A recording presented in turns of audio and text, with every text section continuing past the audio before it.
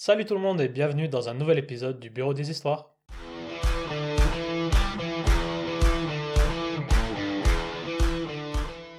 Et aujourd'hui on se retrouve pour trois nouvelles histoires, dont deux histoires édites et une histoire d'abonnés. Mais avant toute chose, pour ceux qui nous regardent sur YouTube, n'oubliez pas de vous abonner à notre chaîne, juste ici en bas, de mettre un like et d'activer la cloche parce qu'on sort deux vidéos par semaine. Oui, et si vous nous écoutez sur votre plateforme d'écoute préférée, n'oubliez pas aussi de vous abonner et de prendre juste quelques secondes pour nous mettre un petit 5 étoiles, parce que ça nous aide vraiment beaucoup à faire grandir le projet. Parfait. Et place aux histoires. Ouh yeah!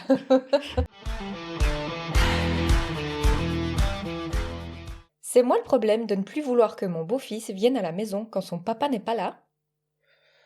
Non, ça dépend quel âge il a son beau-fils, etc. Mais comme ça me choque pas en tout cas. Ok, c'est une histoire d'abonné.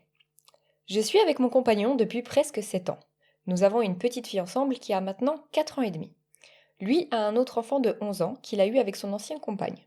Nous l'avons une semaine sur deux. Enfin, en théorie, car sa maman n'assume pas souvent sa semaine complète. Jusque-là, rien d'alarmant. Il est chez lui, chez nous, comme chez sa maman. Que ce soit notre semaine ou pas. Sauf qu'il a un énorme écart dans l'éducation entre ma fille et lui. Et c'est important pour la suite. Je respecte que ce soit différent. J'ai fait beaucoup de concessions, mais depuis quelque temps, ça devient compliqué pour moi. J'élève ma fille pour qu'elle soit un maximum autonome et responsable, alors que mon beau-fils est couvé à l'excès par son entourage, ce qui le rend très peu autonome, même à 11 ans. Il passe son temps sur les écrans, ça peut aller jusqu'à 6 à 7 heures par jour le week-end. Ce qui fait qu'il ne s'intéresse pas du tout à la vie de famille. Ayant un TDAH, il est aussi de nature distraite et bordélique. Il ne range rien derrière lui. Papier, jus, vêtements qui traînent. Et ça me prend une énergie de dingue de passer derrière lui. Surtout que j'ai déjà discuté avec son papa du fait que les écrans n'ont pas un bon effet sur son trouble, mais rien ne change. Encore une fois, j'accepte que les règles soient différentes. Je ne critique pas. J'explique pour que vous compreniez le contexte, qui est important pour la suite. Le problème, c'est que mon compagnon ne sait pas dire non à son ex. Quand elle demande qu'on reprenne son fils pendant sa semaine à elle, même quand lui il travaille et qu'il n'est pas là, et c'est excessif selon moi. Elle ne se prive de rien pour elle et se fait constamment passer en premier. Elle va à des entraînements de sport 3 fois par semaine, quitte à ne pas emmener son fils à ses activités extrascolaires. Elle sort en soirée avec ses copines, prend d'autres rendez-vous quand c'est sa semaine. Ça lui est déjà arrivé de rester un mois sans reprendre son fils parce que ça ne l'arrangeait pas. Un mois. Ouais, Ah ouais, c'est une belle mère ça. c'est chaud quand même, Enfin hein. une belle mère, pas belle-mère, mais une bonne mère on va dire. Voilà. Pendant ce temps, moi, je n'ai même pas 1 heure à moi pour bosser sur des projets professionnels que j'aimerais lancer. Je passe mes journées à m'occuper de ma fille et du petit, de la maison et de mon travail. J'aimerais me consacrer quelques heures par semaine à mes projets personnels, mais c'est impossible. Quand je pourrais le faire, mon compagnon m'impose de m'occuper de son fils quand lui n'est pas là. On pourrait me dire que j'ai quand même ma fille, sauf qu'elle se couche tôt. Je pourrais donc me prendre 1 ou 2 heures quand elle dort. Mais ce n'est pas faisable quand le petit est là, parce qu'il déteste dormir, donc le moment du coucher s'éternise. Je n'ai pas envie d'être égoïste, mais quand je vois que sa maman vit sa meilleure vie, alors que moi je n'ai même pas un moment à moi, ça me rend triste. J'ai l'impression de m'oublier complètement et de ne jamais avoir le temps pour moi, pendant qu'elle se dégage de toutes ses responsabilités. Quand moi je ne peux pas travailler sur mes projets, ni même me poser 1 minute, elle est au sport, ou avec ses copines, ou tranquille chez elle, sans enfants à gérer, parce qu'elle s'est déchargée sur nous. Et en l'occurrence, sur moi, quand mon compagnon n'est pas là. Et ça, c'est déjà 1 semaine sur 2 pour elle, pendant que moi j'assume les responsabilités sans pouvoir souffler. Alors je me demande, c'est moi le problème? C'est délicat. Et c'est toujours le problème quand tu as des enfants au milieu, je trouve, de répondre si c'est elle le problème ou pas. Parce que d'un côté, tu peux dire, bon, ben, elle s'est mise avec cet homme-là qui avait déjà un enfant. Si l'enfant est une semaine chez elle, et donc chez son conjoint aussi, ben, c'est normal qu'ils doivent, ils, au pluriel, s'en occuper. Et après, d'un autre côté, c'est aussi son enfant à lui. C'est lui qui doit être aussi peut-être un peu plus présent. Mais est-ce qu'il le fait pas parce qu'il est au travail et que du coup il n'a pas d'autres opportunités et que bah, il doit se reposer sur sa nouvelle copine pour prendre en charge. Et puis en même temps il a des troubles, le gamin. Ça amène beaucoup de choses où c'est pas évident quoi. Oui, alors après là, je pense que le problème, c'est pas la semaine sur 2. C'est le fait que la maman leur donne au milieu de sa semaine à elle, qu'au final, ça devient surtout 2 semaines sur 4, 2 semaines sur 3, et puis que des fois pendant un mois entier. C'était pas forcément pour dire c'est juste une semaine sur deux, mais quoi qu'il en soit, elle doit s'en occuper parce que ça reste, dans une partie, ça reste aussi son enfant. Ou ça va devenir un peu aussi son enfant. Oui, Parce que bah, si t'es avec le père, ça reste, je sais pas comment dire, mais un demi-enfant à toi. oui, non, mais complètement. Non, non, je suis d'accord que les enfants de tes conjoints, ça devient tes enfants. C'est pas plus le problème que ça. Et d'après ce qu'elle dit, c'est pas vraiment ça son problème. Oui, mais c'est ce que je dis dans tout ce que je voulais dire. Peut-être que je m'exprime mal, mais tout ce que je voulais dire, c'était qu'avec tout ça, c'est compliqué de jauger qui est vraiment le problème. Parce que d'un côté, bah, tu vois que le gamin a des libertés que sa fille n'a pas, donc ça peut aussi poser des problèmes dans l'éducation de sa propre fille. Mais d'un autre côté, il a aussi des problèmes de troubles. Alors, je vais mettre peut-être les pieds dans le plat, mais c'est vrai qu'aujourd'hui, tous les gamins ont des troubles. Donc, euh, j'ose espérer que c'est des vrais troubles et que ça a été diagnostiqué par un médecin et qu'ils souffrent vraiment de ces troubles-là. Ça amène une autre complexité en plus dans l'histoire, je trouve. Et c'est pour ça que j'ai un peu plus de mal à me situer, à me dire, ah, mais c'est pas elle le problème, mais est-ce que c'est la mère le problème? Et en même temps, le gamin, il demande beaucoup de temps de prise en charge, de s'occuper. Est-ce que c'est le problème du père? Parce que le père semble être moins présent, mais s'il doit travailler pour subvenir aux besoins, est-ce que c'est vraiment son problème à lui? Et du coup, je suis un peu entre tous ces sentiments-là. Et c'est vrai que bon, le plus logique pour moi, ce serait de dire que c'est la mère du fils qui est problématique, parce que bon, ben, elle s'en occupe un peu moins bien. Mais après, voilà, je sais pas, je suis un peu entre plein de sentiments. Moi, je vois ça. Bah, moi, pas. Bah, vas-y, développe. Pour moi, c'est vraiment désolée, mais c'est son conjoint le problème. Le conjoint. Oui, parce que c'est lui qui laisse tout aller à la mère et qui laisse tout aller à son fils et qui compte sur sa conjointe pour régler un peu tous ses problèmes, quoi. Alors, je t'arrête 2 secondes, on ne sait pas s'il laisse aller. Bon, tout pour son ex, je pense que oui, c'est peut-être dans une optique pour pas qu'elle lui casse les bonbons. Et avec son fils, il laisse peut-être pas tout aller, mais c'est simplement qu'avec le travail, il est moins présent que sa nouvelle copine. Et du coup, il Oui, compte sur sa nouvelle copine pour un peu faire sa partie du boulot aussi. mais quand sa nouvelle copine lui dit attention aux écrans, les enfants TDAH, les écrans, ça fait très mauvais ménage, il fait rien. Donc ça veut dire qu'il n'est pas non plus en résolution de problème. J'ai pas l'impression qu'il travaille comme une équipe pour que ça se passe bien. Parce qu'elle dit j'ai zéro temps pour moi. Donc c'est elle qui fait les couchers visiblement. Mais c'est elle qui gère aussi le rangement toute la journée. À mon avis, son conjoint il travaille pas 24 sur 24. Oui, mais on sait pas quel travail il fait. Peut-être qu'il a un travail, s'il est, je sais pas, gendarme ou comme ça, il a peut-être un travail qui est très prenant et du coup, il délègue un peu sur elle. Je dis pas que c'est la bonne chose à faire. Oui, Je dis que ça dépend aussi du travail de la personne. bien sûr, mais ça reste prioritairement son enfant à lui. Et je pense que s'il voit que sa conjointe est dépassée, à un moment donné, ben tu prends des positions. Oui, Donc, tu demandes à la maman, c'est une semaine sur deux, ça a été jugé en général, ce genre de choses-là. Donc, techniquement, si tu le prends pendant un mois en entier, ça doit être vraiment justifié et non juste pas parce que ça l'arrange pas. Donc, si tu vois que ta conjointe est dépassée, tu dois prendre les choses en main. Et oui, la maman de l'enfant est problématique, mais en même temps, les gens vont jusqu'où tu leur permets d'aller. Donc, s'ils mettaient des limites, bah, elle s'en mettrait aussi forcément à elle. oui, possible, oui. Donc voilà, il y a un moment donné en fait où je trouve qu'elle a l'air en détresse. Et ce que je trouve vraiment rassurant, c'est qu'elle a l'air en détresse, mais qu'elle n'en veut pas à l'enfant. Tu sais, t'as pas de ressenti et tout. Juste, elle est épuisée. Elle a envie d'avoir ne serait-ce que 2 heures par semaine pour elle. Je pense pas que ça soit trop demandé. Et je pense pas que son conjoint travaille 24 sur 24. Donc j'ai vraiment l'impression juste qu'elle elle est là, elle gère tout, et du moment où elle gère tout, personne fait attention à elle, et un jour elle va craquer, et ce serait dommage d'en arriver là. Oui, je pense que tu as raison sur ce que tu dis. La chose, moi, où je peux dire du ressenti que j'ai de l'histoire, c'est que pour moi, c'est pas l'abonné le problème. Ça, pour moi, c'est assez clair. Non.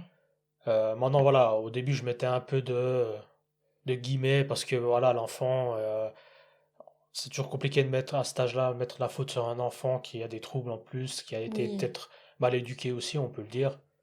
Donc, moi, je pencherais, j'étais plus parti sur la mère que sur le père. Peut-être parce que je suis un homme et du coup, je voulais pas mettre la faute sur lui.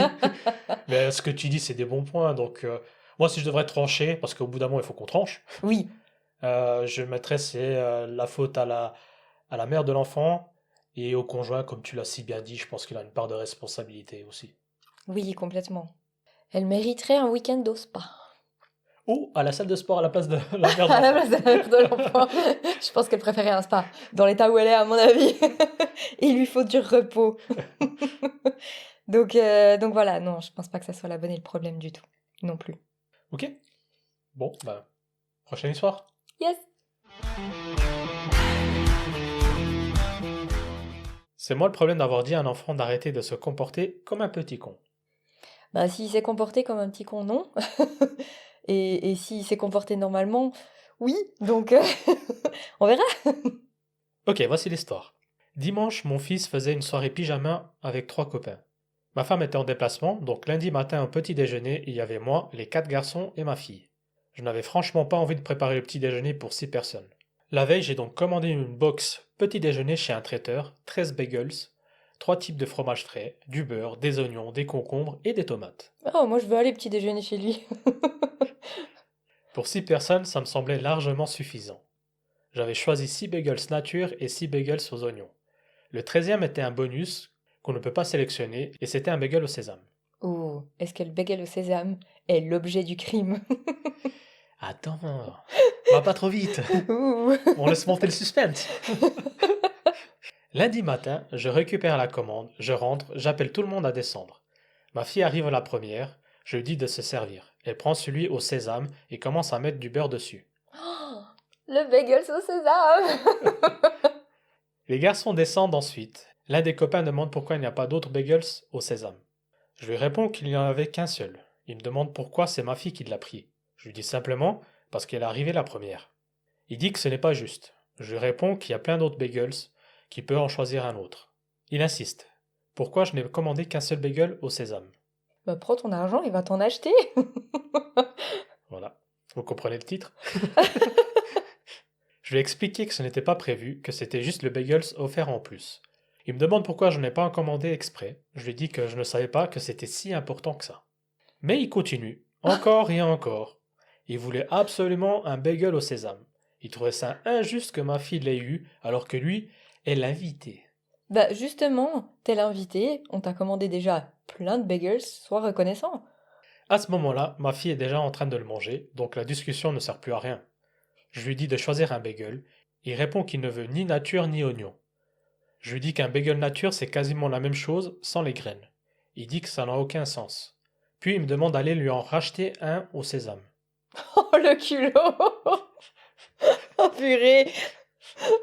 Et là je lui dis d'arrêter de se comporter comme un petit con et soit de manger un bagel, soit d'aller à l'école sans petit déjeuner. Et il m'a répondu que j'étais obligé de le nourrir et que je n'avais pas le droit de lui parler comme ça. Je lui ai dit que je l'avais nourri, je ne peux pas le forcer à manger. Le soir, sa mère m'a appelé pour avoir ma version. Elle m'a dit qu'elle ne pouvait pas croire que j'ai parlé comme ça à son fils et que je l'ai laissé partir à l'école sans manger. Je lui ai expliqué qu'il restait 4 bagels après le petit déjeuner. Il y avait largement assez pour tout le monde. Il avait des options. Elle m'a dit que je n'avais pas le droit de lui parler comme ça. Je lui ai répondu que je n'avais pas dit qu'il était un petit con, mais qu'il se comportait comme tel. Elle était furieuse et m'a dit qu'elle en parlerait à ma femme à son retour. Alors je me demande, c'est moi le problème? Alors, si vraiment faut trouver une faute, peut-être que le mot con était pas très bien choisi pour un enfant. Bon, Mais il se comportait vraiment comme un petit con. bon après, arrête-moi si je me trompe, parce que c'est une histoire anglophone, donc du coup, dans l'histoire, c'était mis brat. Ah non, c'est pas con. Ah ouais, non. Non, alors franchement, oui, allez-y. Brat, c'est un enfant gâté. Comme un enfant gâté. Voilà, mais je voulais amener un peu plus de drame, et je trouvais que le truc comme un petit con, je le trouvais plus bankable. Oui, complètement. Non, non, mais là, il a dit, ouais, il l'a traité d'enfant gâté, en fait. Voilà, Donc, non, clairement, c'est bon, quoi. Il s'est comporté comme un gamin gâté. comme un petit con. Comme un petit con. Non, mais vraiment. Alors après, on est d'accord. Entre nous, on connaît pas l'enfant et tout. Clairement, oui, il s'est comporté comme un petit con. Après, le dire comme ça, frontal, s'il l'avait vraiment dit juste, tu t'es comporté comme un con à un enfant, j'aurais dit, peut-être c'était pas le bon choix de mots. Mais s'il lui a dit tu t'es comporté comme un gamin gâté, c'est bon, ça va, il va s'en remettre, quoi. Et clairement, c'est le cas. Ça Oui, ferait faire à ce point-là tout un pataquès pour un bagel au sésame, quoi. c'est surtout que t'es invité. Moi, je me rappelle quand j'étais invité chez mes amis de l'époque, ses parents nous faisaient à manger, je disais rien, même si j'aimais pas, je me forçais, je mangeais, et puis, ouais, tu fais pas ton roi et tu lui demandes en plus d'aller te chercher un bagel, c'est juste Ouais, pour toi. genre qu'il peut ressortir, t'en racheter. Non mais, on est où, quoi? Juste pour cette partie-là, je trouve que le mot petit con est bien trouvé. Il est très très bien choisi. Non, non. Alors s'il avait juste posé la question, mais pourquoi elle a un bagel sauce sésame et que j'en ai pas, que le père aurait expliqué le pourquoi du comment, et puis qu'il serait passé à autre chose, c'est bon, quoi. On n'en fait pas tout un foin, mais là, sérieux. Insister autant?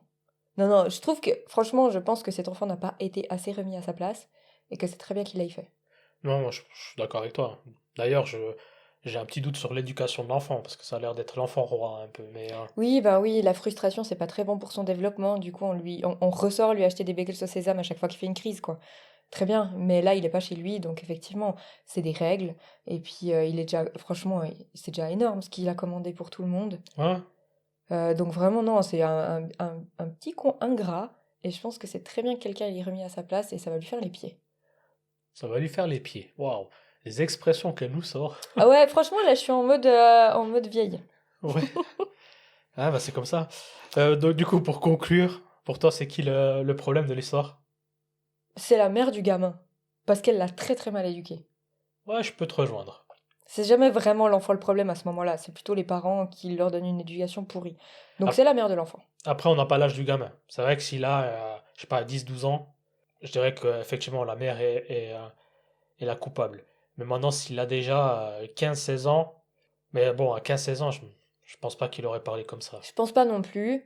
Et puis après, ouais, c'est vraiment juste un problème d'éducation. Je veux dire, non, ce serait jamais permis de parler comme ça.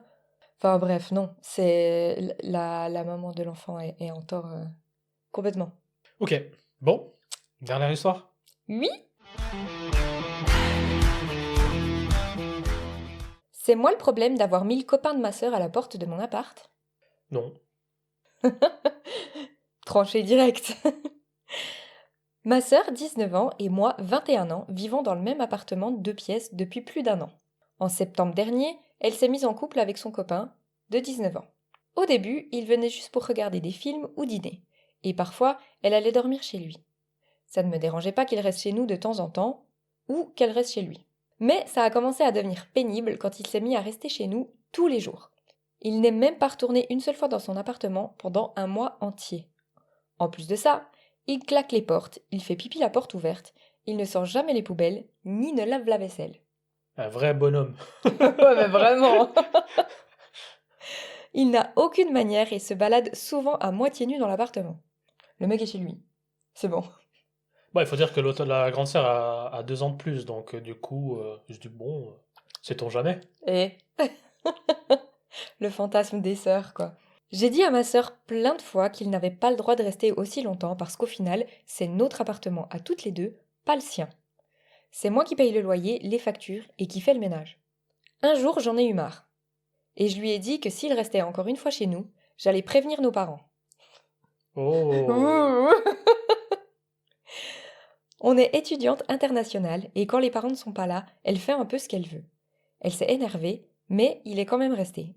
Je ne sais plus quoi faire. Je ne peux pas juste lui hurler dessus pour qu'il rentre chez lui, mais clairement, il a abusé. Il a ses vêtements ici, parfois même sa PS5. Littéralement, presque tout ce qu'il possède est chez nous. Aujourd'hui, je lui ai encore crié dessus en disant qu'il n'avait pas le droit de revenir. Jamais. Plus de nuit ici, sauf si elle va chez lui.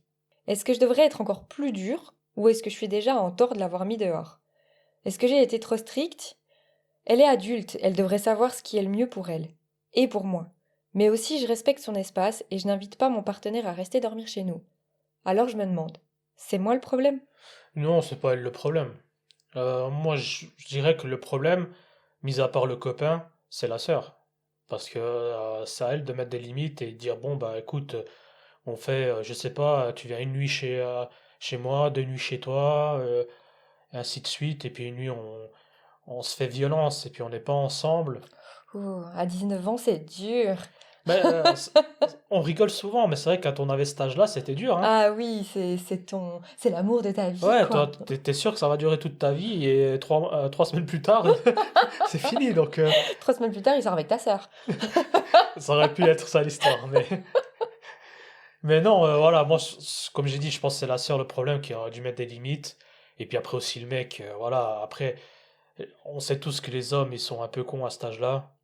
Ça excuse rien, hein, évidemment, mais voilà, au bout d'un moment, si t'as un peu d'amour-propre aussi, je sais pas, moi, je me serais senti mal à l'aise, même si à 19 ans, j'étais un petit con.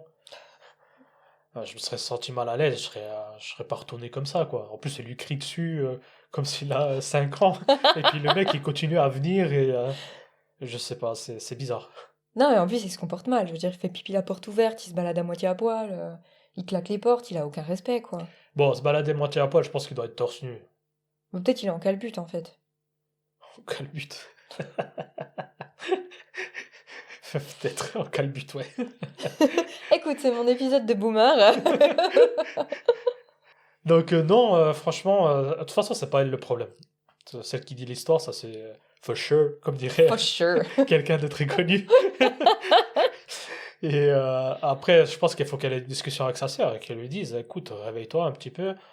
Là, ça commence un peu à me saouler. Et bah, moi, je suis pas d'accord qu'ils dorment chez nous. Et puis, bah, si tu fais pas le nécessaire, bah, j'appellerai les parents pour leur dire. Et puis, Ouais. bah, peut-être là, ça arrangera les choses. Peut-être qu'elle prendra conscience. Après, c'est vrai qu'à cet âge-là, comme je l'ai dit, on est tous un petit peu cons. Ça risque de partir en crise. Ouais. Mais bon, c'est aussi son appartement à elle. Donc, elle a le droit aussi de mettre ses limites. Surtout que c'est elle qui paye. Donc c'est vraiment un peu plus chez elle. Et sa sœur habite avec elle. Non, ouais, Donc encore. voilà. Puis visiblement, elle lui a déjà dit plein de fois. Moi, je lui redirai pas une fois de plus, hein. J'appellerai les parents. Et puis je lui dis, si vous gérez pas votre fille, parce qu'à ce stade-là, c'est plus sa sœur vu qu'elle est énervée. Si vous gérez pas votre fille, je la fous dehors. Non, non, c'est vrai que là, c'est un peu limite. Mais tu peux voir le truc arriver. Quand elle va dire, ton mec, il a pu être là. Non, mais tu comprends pas. C'est l'amour de ma vie. Ça va être dur. Ouais. Mais non, non, c'est pas elle le problème. Non, non, pas du tout, franchement. Ok. Bon, bah, on arrive au bout de cet épisode déjà. Oh Oh non! non, c'était tellement court. Vivons le prochain. Bah, ça tombe bien, on sort un épisode le mardi et le vendredi. Donc, il faut s'abonner, hein. Heureusement. Et si d'un coup vous avez une histoire à nous raconter, vous avez le lien dans la description, vous cliquez dessus et vous pouvez remplir le formulaire, on vous a vraiment simplifié la tâche, nous donner votre histoire et on débattra si c'est vous le problème ou non. Et oui, et n'oubliez pas aussi de mettre vos avis en commentaire, c'est très important, et de nous rejoindre sur nos différentes plateformes. Donc, on est sur Instagram, Facebook, TikTok, qui marche très bien d'ailleurs, donc n'hésitez pas à Ouais, venir. Et après, bah, tous les podcasts audio que vous connaissez. On va pas refaire la liste encore une énième fois. Donc, n'hésitez pas aussi à vous abonner et puis à nous donner, comme on dit, un peu de force. yes. Et pour nous, ce sera tout aujourd'hui. Ouais, on y va comme ça. Yes. Allez, bye bye. Bye bye.